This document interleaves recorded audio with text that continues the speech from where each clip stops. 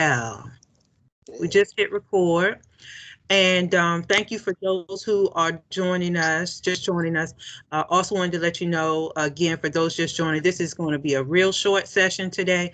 So I apologize for not getting a whole lot done. I have an appointment that I have to be at, and I'm sure you all won't mind, right? So, but we will pick up next week with how we usually do it. So I do want to talk to you all about what's due this week and answer any questions. All right. So we are in week 4. Make sure I'm on the right week, right? We're in week 4. And let's go over what is due. Actually, I'm going to work from the bottom up. Let's talk about the AP style quiz. And so this quiz is going to be due on Sunday night. So remember, everything is Sundays. And some of you have already checked it out, already did it. But if you get stuck, we talked last week, those of you who were with me last week, and I can't say it enough, especially those people who are watching the recording. If you don't come virtually, it is your responsibility to watch the video, because that's how our learning is going on, right? And so last week in class, we talked about AP style. Somebody tell me, what does AP mean? Y'all remember? Associated Press. Awesome. This is the Associated Press, and it came up in the 1800s, and they said, look, we need a way to write, because everybody's just writing stories and newspapers all crazy kind of ways. Okay.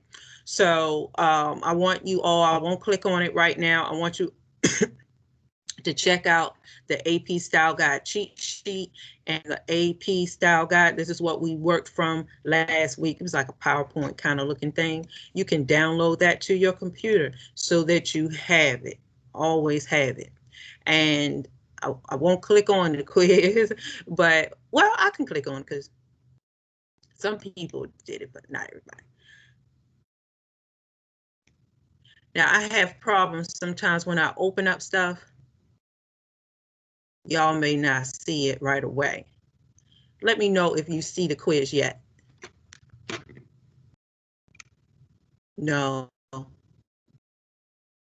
Yeah, no, I don't see it. Okay. Seems like when I switch to things, it just doesn't like. What about now? Yeah, it's there now.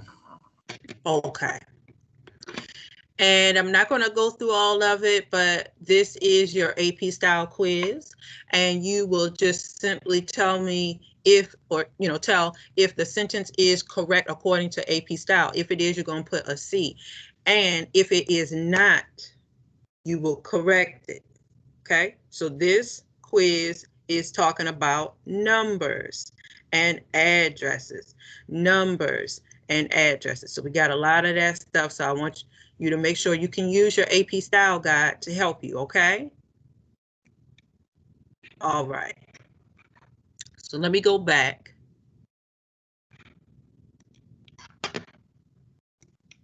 Let me go back to our course, to week 4.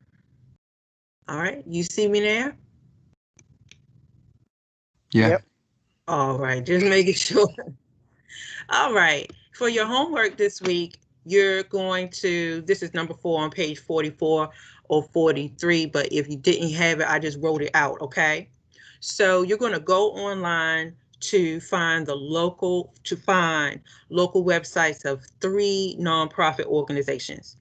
These are just examples, like the Red Cross, the Humane Society, the NAACP, the ones that deal with animals, Hosea Feed the Hungry here in Atlanta. Oh, there are a million of them.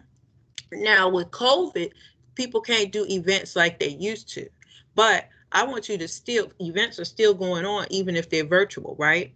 So I want you to look at their websites and try to identify any upcoming events that are going to be sponsored by these groups. And I want you to see if these events are newsworthy, if they're worthy of news coverage. So let's say if there was, it's October, y'all. And so you're probably going to find a lot of breast cancer awareness events going on. And I think it's also October is also Domestic Violence Awareness Month. So you may see a lot of those events going on, raising money, supporting women with breast cancer, but even if it's virtual. And then there are, tell you the truth, people are starting to get out a little bit more. There are some activities where people are out and about, but they're just still trying to be, safe. All right. So that is your assignment, your homework, should I say, for week 4.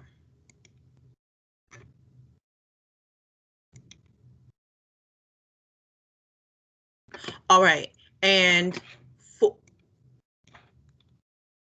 let me know, somebody just open your mic. Let me know if you can see our PowerPoint that says chapter 3. Yeah, we can see it. Okay, super. Always get scared of what happened last week. I know last week we didn't see nothing. Yes, and I'm just talking away. Y'all like, huh? What's she talking about? Yeah. Okay.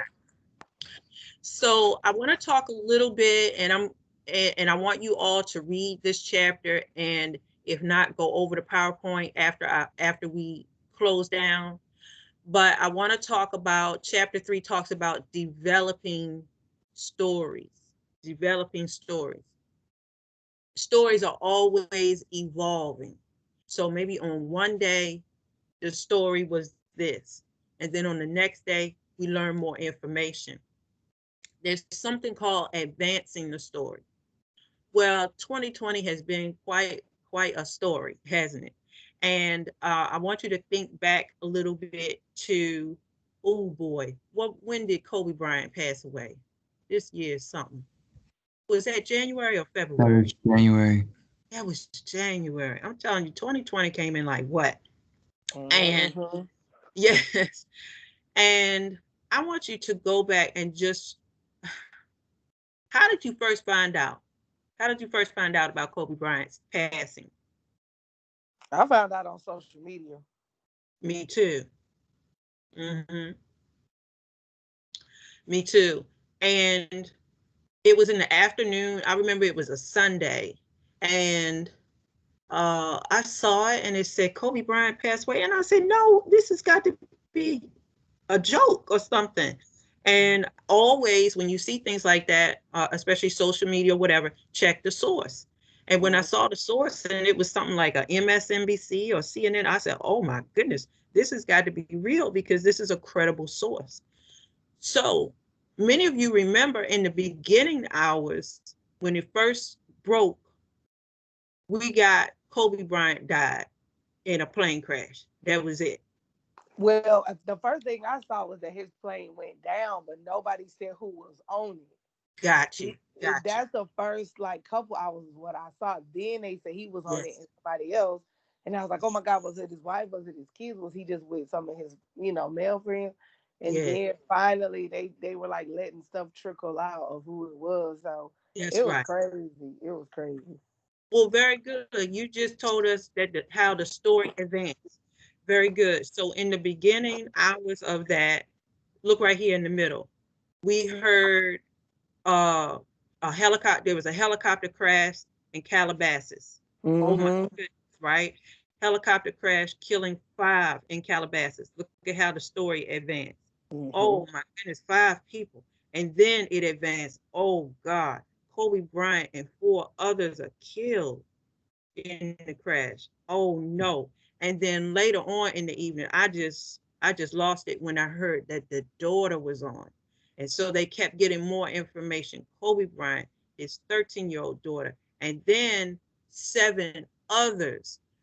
So I want you to see how that story, the Kobe Bryant passing and the others, so we don't want to forget the other dear people that were on the crash. That story advanced within 24 hours. It kept changing because they kept learning more information. And then later on towards the evening, they said maybe it was extreme fog that caused the crash, killing Mr. Bryant and 8 others. So that story is just one example of how just about every hour the the story, look at this word, kept advancing. And that means it kept changing. It kept, they kept finding out new things about it. And so I want you to continue to read um, over chapter 3. Like I said, we're going to push a little bit faster today. I want you to check out what is PAC reporting, tip lines, in all of our local news stations, right? We have tip lines. And if you can, I want you to just go onto their websites like Fox 5, WSB TV, CBS 46, and see if you can locate the tip lines. There's always a number on there. And what do you think is what's a tip line? What's the purpose of the tip line? It's to give the radio stations or the news stations tips about news that's happening and breaking stories, leads. Good. So who can use the tip line? Who calls in? Anybody, the consumers or regular customer, regular people. Regular people like us. So if we have a tip about some news and we say, oh my goodness, there was I'm gonna make up something. There was a teacher that had COVID at this particular school and she still came to class. Right? And is this true? You're gonna call in and say, you're gonna call in. Right. I made it up. It's not true. Okay. Or if there is, when I worked in TV news, people were calling all the time with different tips. Let's say, yeah, I'm gonna give you one. Hey, there's a dog stuck in the drain. Okay. Is that newsworthy? No. Not really. Not really. Okay. Hey, and I'm telling you, you think I'm joking, but people will call in with stuff like that. Hey, there's a cat stuck. There's a couple of cats stuck in the sewer, and these firemen are trying to get them out. Okay, but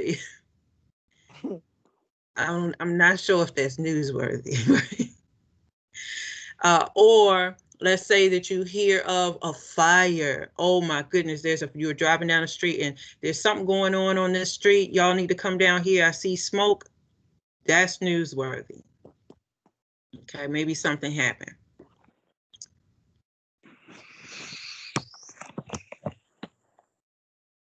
Okay, I want you to continue to read on chapter 3 about leaks.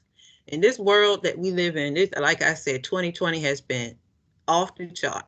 But many times, a lot of the things that are coming out, especially, I need y'all to be following the news every day, especially what broke on Sunday. What broke on Sunday?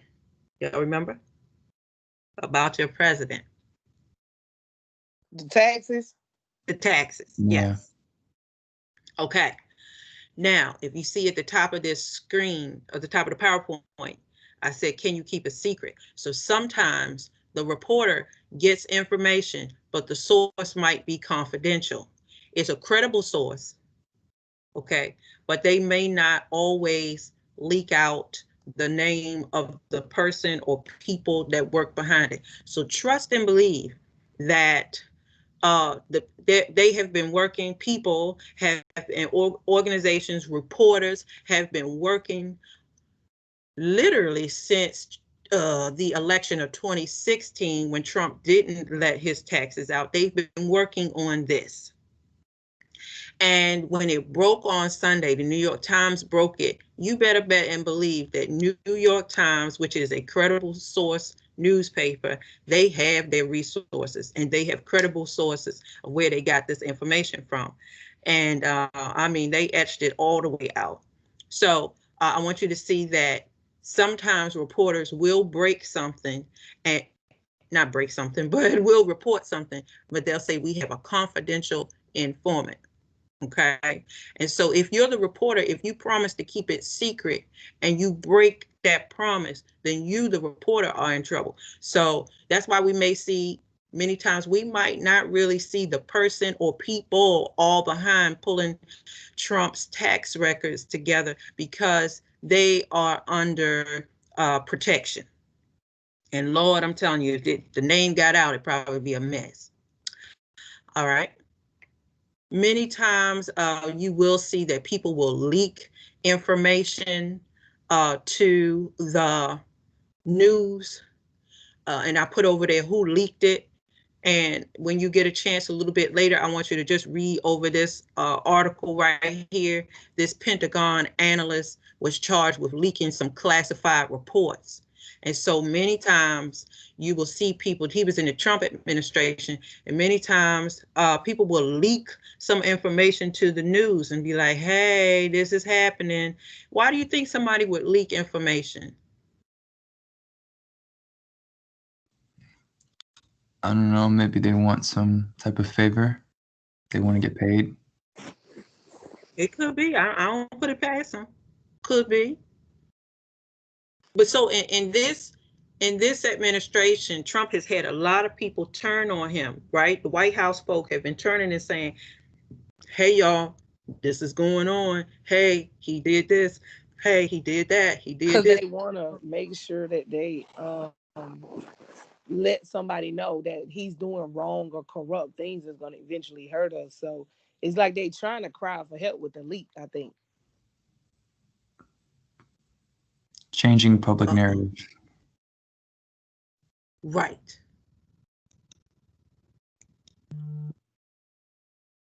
So that's what it is. Many times, can y'all hear me? Yes.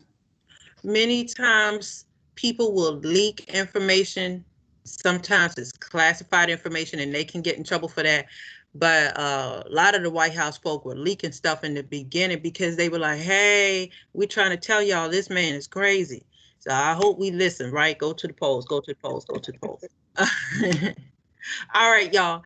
I apologize for making this short, but I want you to do your due diligence this week. Read over chapter 3, complete your homework assignment, and I want you to go over. I got one more thing I need to talk to you about, and I want you to go over, not go over, I want you to complete the quiz.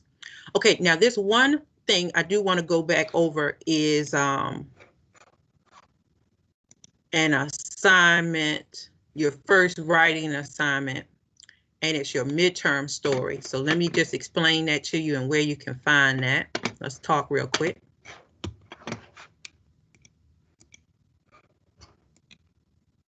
Let me go back to your class. All right, you see me go back to your class? Yes. All right, and I'm going to syllabus and resources again. So I try to put everything up there so you don't get stuck. All right, now we are starting to work on your first story, your midterm news story. And I'll post more in the announcements. All right, so what do I do? In this story, and I apologize, it's different because we're at home now and we can't get out on the campus like we used to, but we're still going to be writing a story. Look, the journalists on TV do it too, so we're going to do it too. Now, in this story, we're going to work over this over the next 3 weeks.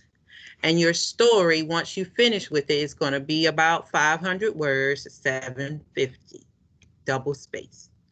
You're going to have 3 primary sources. So it could be an interview. It could be, and I know many times you can't do it in person. So this is from last semester, so I'm sorry. So many of y'all can do a telephone interview or whatever. If you feel comfortable being in front of somebody, make sure that you wear your mask and take the precautions, but you are not to put yourself in danger. Y'all understand? Do not put yourself in danger. Yeah. All right.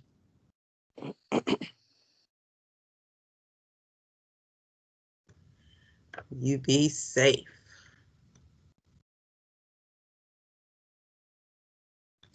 Okay, so what are you doing? Let's read right here. So your assignment is to write an issue story.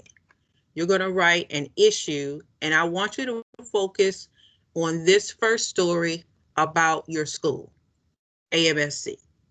You must identify an issue of interest to students and develop a story about it.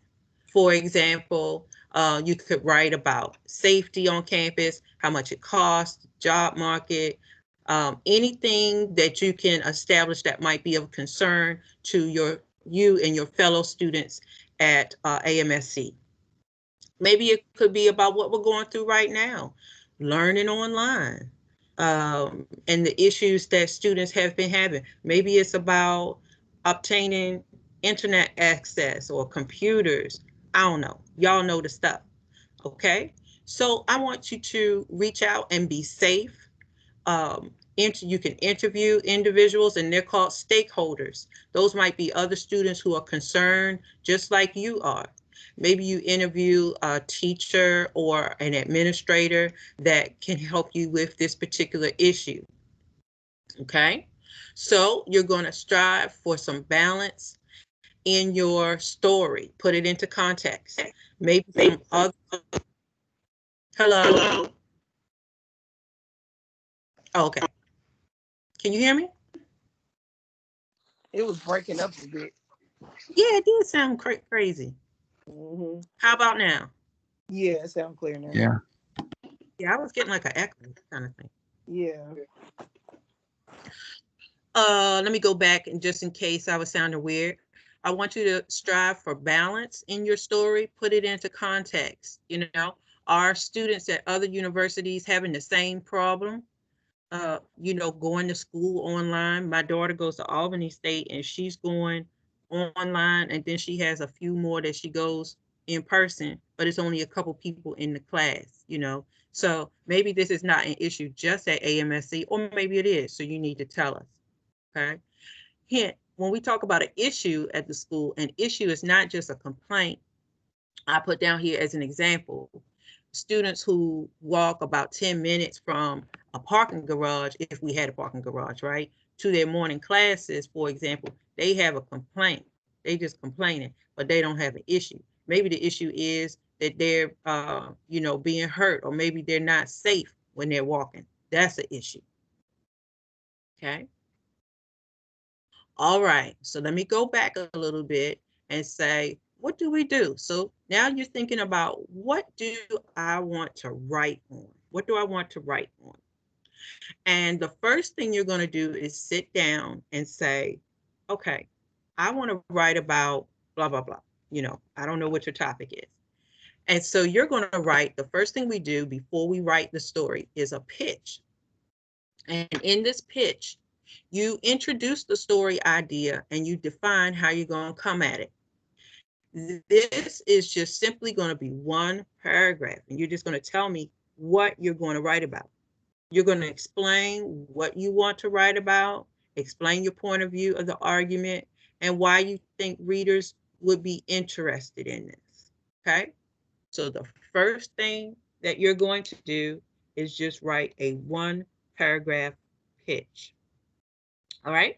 And this pitch is going to be due on the 11th. So you have a little bit of time. It's not going to be due on Sunday, but it's going to be due on Sunday, the 11th of October. Okay. And I'll post all this stuff in announcements so you don't forget. Okay. Your final story will be due 2 weeks later on October the 20th.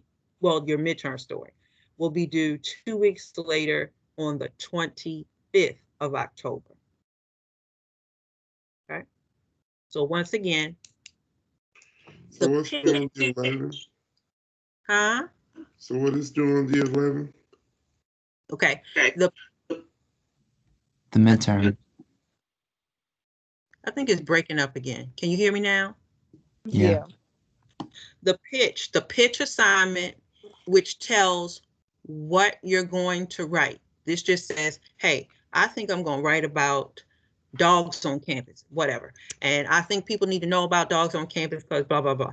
That is due on Sunday, the 11th of October. Remember, everything's due at the end of the night, Mm-hmm. And then 2 weeks later, on the 25th of October, is your the final, the final draft of the midterm story.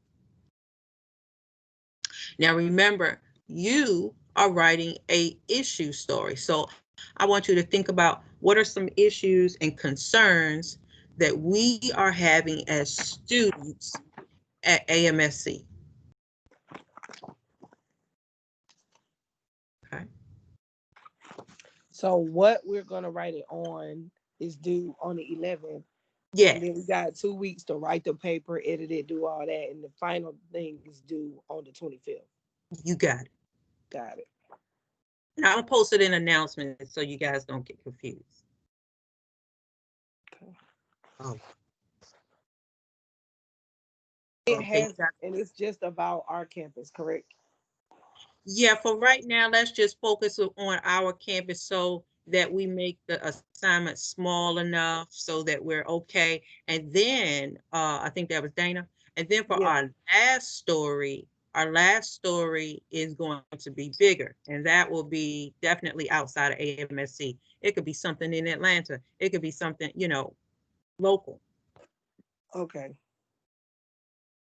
So I just did that so we could start small and get our feet wet, and we feel a little bit more comfortable, and then we're going to branch out to a bigger story at the end. Okay. That'll be like December. Okay, everybody. I hope that you guys are okay. I apologize for cutting this short, but of course it's being recorded, and I will post this ASAP. Okay, cool. All right. Thank you, everyone. Thank you. Have a good day.